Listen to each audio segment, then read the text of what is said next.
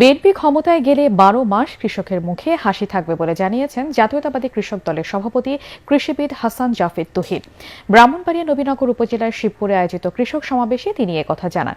দেশব্যাপী ইউনিয়ন পর্যায়ে কৃষক সমাবেশের অংশ হিসেবে এর আয়োজন করা হয়। কৃষক স্বাবলম্বী হলে দেশও স্বাবলম্বী হবে, আর এ কারণেই বেগম খালেদা জিয়া ও তারেক রহমান কৃষি এবং কৃষকের উন্নয়নে নানামুখী পরিকল্পনা গ্রহণ করেছেন বলে জানান কৃষক দলের সভাপতি। কেন্দ্রীয় কৃষক দলের সহসভাপতি মামুনুর রহমান মামুন, জেলা বিএনপির আহ্বায়ক অ্যাডভোকেট এম এ মান্নান ও জেলা কৃষক দলের আহ্বায়ক আবু শামী মোহাম্মদ আরিফ সমাবেশে বক্তব্য রাখেন।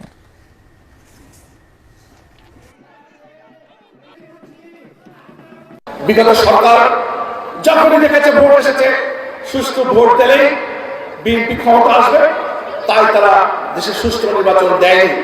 আমরা আপনাদের নিশ্চিত করে বলতে পারি, এবার বিএনপি ক্ষমতা আসলে বাংলাদেশের কৃষকের কোনো সমস্যা থাকবে না।